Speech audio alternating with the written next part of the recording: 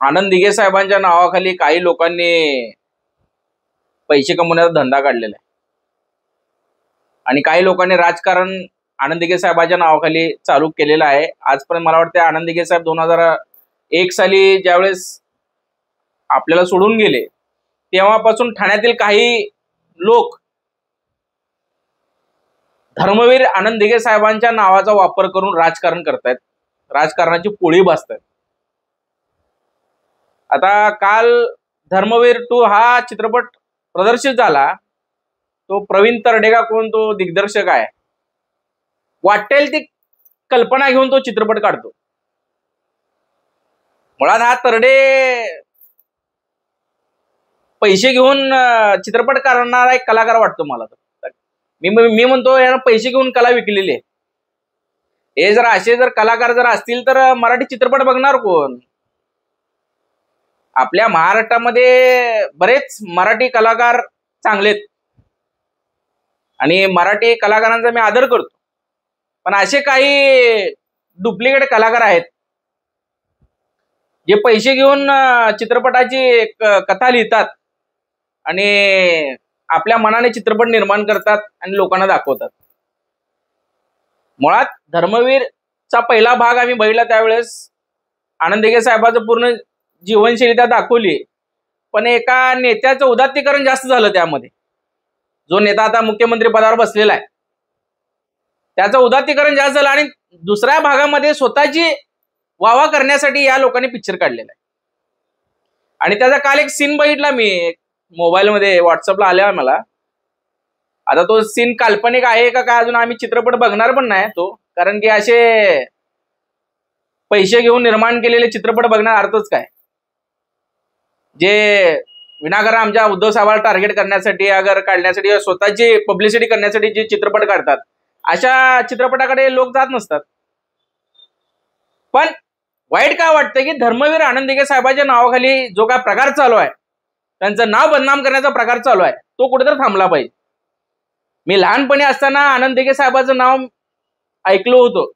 मी खूप लहान होतो 2001 साली, जे त्या परेडला आम्ही पण त्यांचे भक्त आहोत दिघे साहेबांचे. पण आजच्या क्षणाला दिघे साहेबांच्या नावाची जी बदनामी चालू आहे ती थांबली पाहिजे, नाहीतर आनंद दिघे साहेबांचा हा शिवसैनिक, बाळासाहेब ठाकरेंचा शिवसैनिक सहन करणार नाही. ठाण्यातील असंख्य शिवसैनिक असे आहेत की त्यांना हे एकनाथ शिंदे जे काय करत आहेत आनंद दिघे साहेबांच्या नावाखाली ते रुचत नाही, त्यांना आवडत नाही. आनंद दिघे साहेब जिथं राहत होते ती जागा या लोकांनी बळकावली. स्वतःचं ऑफिस काढलं स्वतःच्या नावावर, एकनाथ शिंदेने स्वतःच्या नावावर ऑफिस काढलं तिथं. आणि त्या ऑफिसमध्ये मध्यंतरी जो प्रकार आपण बघितला की डान्स बार मध्ये जसं पैसा उडवला जातो तसा पैसा आनंद दिघे साहेबांच्या त्या मठामध्ये उडवला गेला. आनंद दिघे साहेब असले असते तर त्यांना त्या चापकाचे फटके दिले असते, चापकाचे फटके देऊन सोलून काढला असता त्यांना, ज्याने पैसा उडवला दिला. म्हणजे असे काय प्रकार चालू आहेत ठाण्यामध्ये टिंबी नाक्यावर, ते प्रकार आता थांबले पाहिजे, नाहीतर हा शिवसैनिक शांत बसणार नाही. बरोबर निवडणूक डोळ्यासमोर येऊन यांनी धर्मवीर 2 काढलेला. अरे धर्मवीर 2 हा चित्रपटाचं नाव तुम्ही द्यायला नाही पाहिजे. मी कशी गद्दारी केली, मी उद्धव साहेबांच्या पाठीत कसा खंजीर खुपसला, हे टायटल दिलं असतं तर कदाचित ते योग्य असलं असतं. धर्मवीरांच्या नावाखाली हे जे काय लांगून चालन चालू आहे या लोकांचं ते थांबलं पाहिजे. आज धर्मवीर असले असते तर यांना चापकाचे फटके दिले असते, सहन झालं नसतं त्यांना. आणि त्या चित्रपटामध्ये एक डायलॉग आहे की एकनाथ शिंदे काय तर म्हणतात की दिघे साहेबाला की खऱ्या वारसदार हिंदुत्वाचा तुम्ही का सुचवलं नाही, राज ठाकरे खरे वारसदार आहेत. हे तो सीन काल्पनिक असेल कदाचित, आम्ही काय तो चित्रपट बघितला नाही. असं बोट करून दिघे साहेबाला एकनाथ शिंदे म्हणतात. अहो एकनाथ शिंदे जर दिघे साहेब जर असले असते ना तो आणि तुम्ही जर बोट केला असतं ना तर ते बोट राहिलं नसतं. दिघे साहेबांच्या समोर कोणी बोट करण्याची ताकद त्यांच्या समोर नव्हती आणि तुम्ही बोट करून दिघे साहेबांना बोलताय. अहो दिघे साहेब म्हणजे दैवत आहेत, दैवत. संपूर्ण ठाण्याचे दैवत.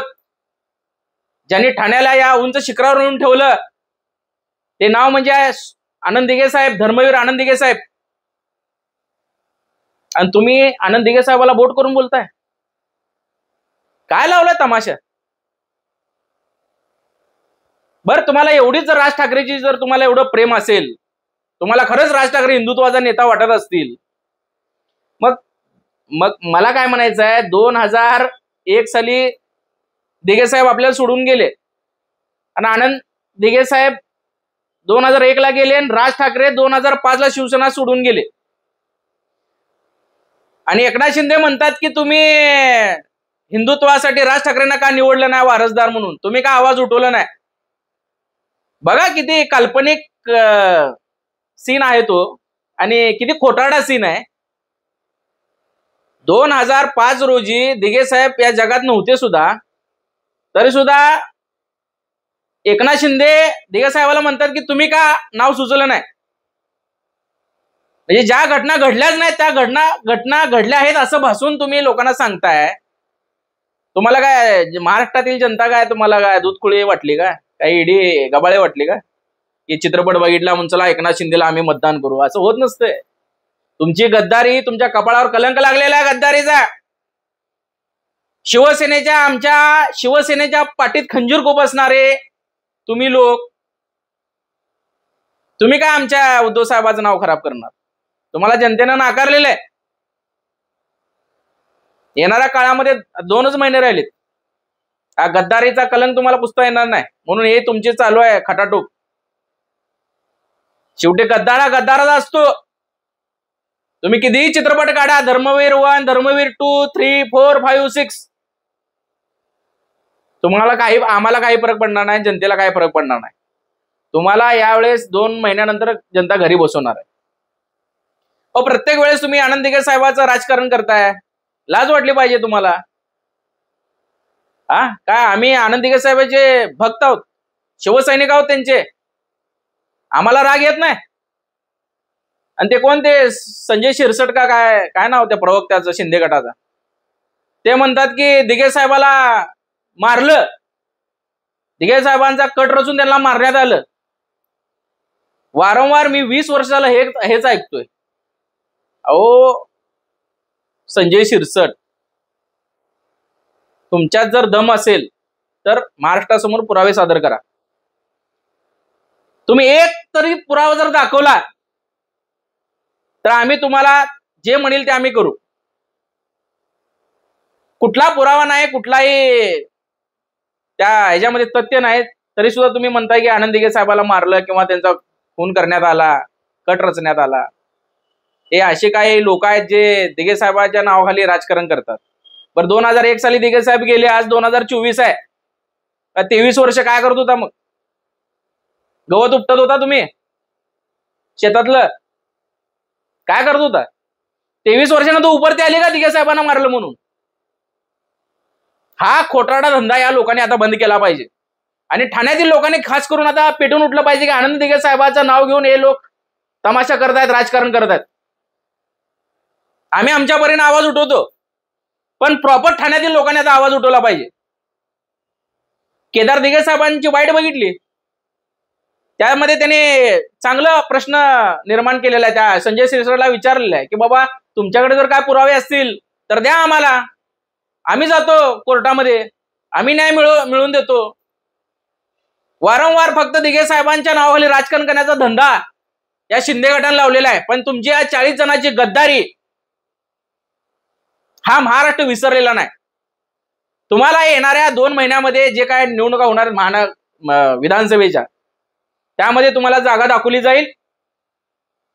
ज्यांनी आमच्या शिवसेनेची गद्दारी केलेली आहे त्यांना त्यांची अवकात आता दाखवली जाईल.